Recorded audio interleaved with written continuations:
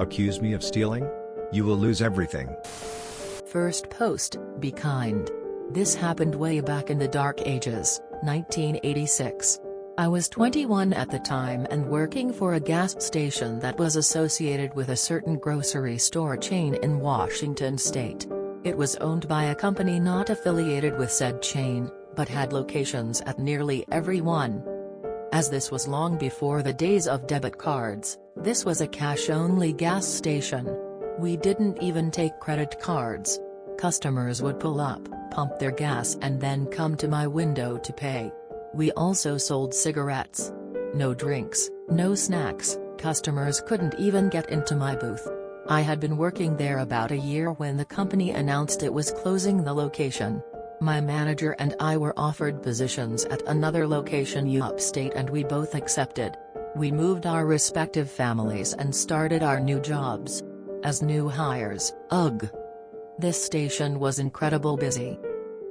We did more business in 8 hours than my old location would do in a week.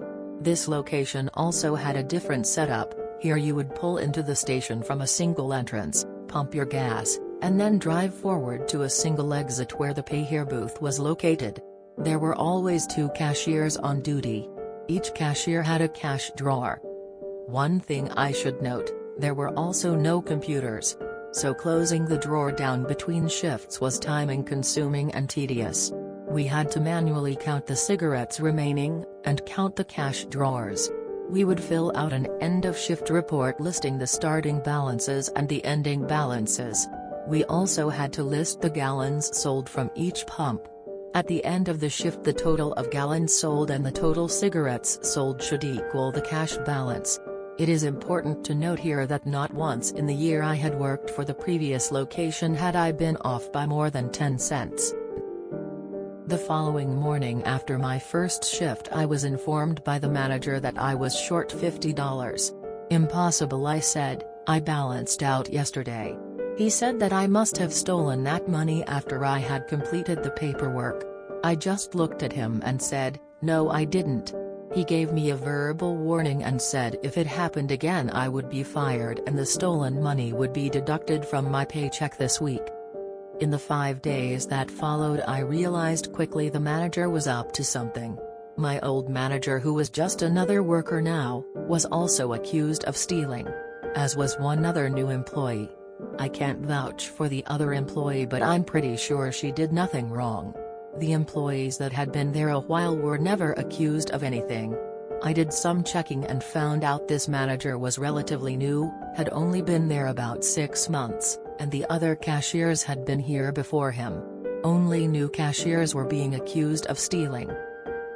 And that location had been having stealing problems for about 6 months and the turnover was high. With the new employees, I came to work at 6 a.m. on a Monday only to be told I was being fired. For cause. The manager accused me of taking $500 out of my drawer the previous Friday. He said he only discovered it this morning. Even though he had worked Sat and Sun. I said okay and left. I was pretty angry and instead of going home, I parked in the grocery store parking lot and proceed to settle in to watch the gas station. I knew that at 9 a.m. sharp, he would take the cash in the safe and make the weekend deposit. At 9 a.m. he left the gas station and headed to the bank. But instead of walking into the bank, he walked into the Indian casino next door. It's not really a casino like we think of today, but more of a betting parlor for the races. It did have slot machines, but no card tables. I think, well, this is interesting. He comes out of the casino at exactly 10 a.m., walks next door to the bank, does his business and then heads back to the gas station. I head home with a plan. Every morning I follow him from the gas station to the casino. I take a picture of him leaving, and one of him arriving at the bank and walking into the casino. I take pictures of him coming out and then heading to the bank. I do this for 5 days straight. He even went on Saturday. On day 3 my old manager was fired for stealing $150. I get the film developed. No digital camera in the dark ages. Note the times and dates on the back of each one.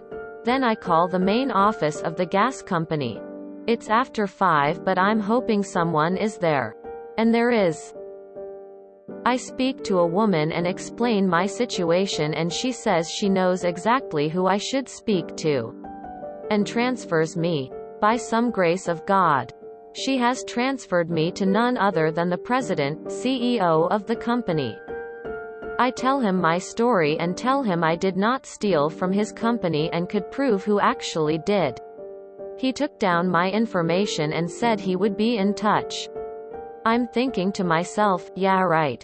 The next morning I went to the station to perform my usual observation of the manager. At 9 a.m. he leaves for the bank. At 10 a.m. he comes out. At that moment 2 stern-looking gentlemen approach him. One pulls out his wallet and shows him something. The other one is talking. The manager goes pale and takes a step back. Next thing I know he is being escorted to a car I hadn't noticed and they drive off. I lose them at a traffic signal, so I head back to the station. They all show back up about 5 minutes later. And a few minutes after that a police cruiser pulls in. The officer talks to the stern gentleman and proceeds to place the manager in handcuffs. The other man says nothing but is glaring daggers at the manager. The president called me later that afternoon and informed me that the manager had been arrested for embezzlement. Turns out that in 6 months he had managed to steal about $5,000. He would take the store cash into the casino and gamble with it. If he won, he would make the normal bank deposit. If he lost, he would make the deposit and note in his records that we had been short the previous day. The CEO had already been focusing on that location because of the stealing and high turnover rate. But my information helped them figure out what exactly had been going on. I was thanked and sent a substantial check as a reward. My old manager was offered the manager's job and I was offered my old job back. I declined as I had already found another job that I liked more and paid better. The gambling manager was sentenced to 1 year in jail and ordered to attend counseling for his gambling addiction. His wife divorced him and took their 3 children to California.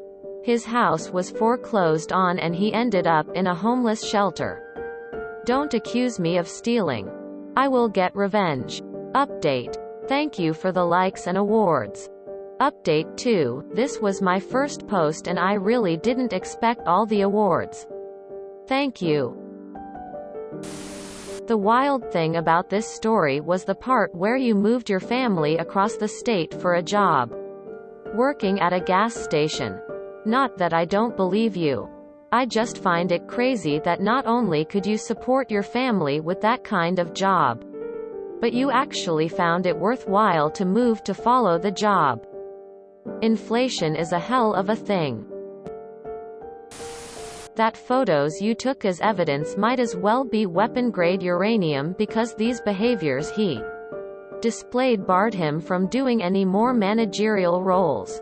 He would be blacklisted permanently as a result. No wonder he wound up homeless and lonely. Well done, fellow Redditor. So you are 55 now? First post I've read in this thread and goddammit, I love it here slaps knee. I wish you can show the pictures. Wait, someone leaving Washington to go to California in the mid to late 80s. I almost want to call BS on this because that was when the Cali swarm started coming up to Washington. But all the other details make complete sense, so I'll allow it. Winking face. Nice. I like how you were patient. Patient is key to every revenge. Exclamation mark. Exclamation mark, exclamation mark, exclamation mark, exclamation mark, exclamation mark, exclamation mark. 1 year for potentially wrecking so many lives. Imagine having "fired for theft" attached to your name for the rest of your life.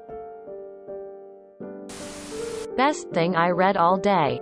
Justice is served.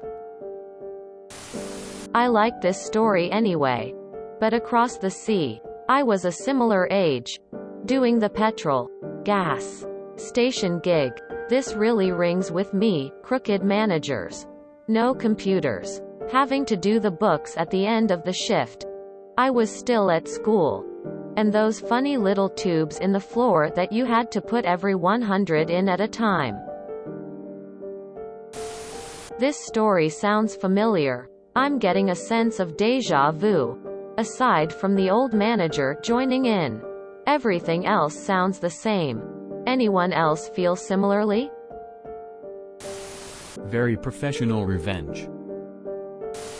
If there's one good thing about the lack of internet in the time of this post, it's that it's way easier to find out if someone is doing illegal stuff. You were simply able to follow him and catch him red-handed.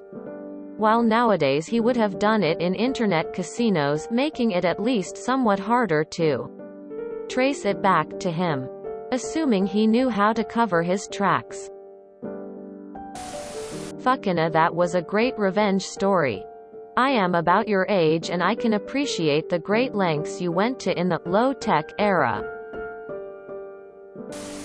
With skills like that, you should have joined the police force. I loved your story. I was unfairly fired from a job years ago for errors my manager was making and then blaming me. I had no way to prove my innocence. So I like to hear when a dishonest asshole get his comeuppance. Good job. I can relate to the op. I worked in a beefy fast food restaurant as a teenager. Within a week I was told by the owner that my drawer was short and could I explain it. I told him no, I'm very careful with the money. I knew it was the shady assistant manager and her husband the manager. What they didn't know was that I wasn't some kid off the street. The owner had done business with my dad for years.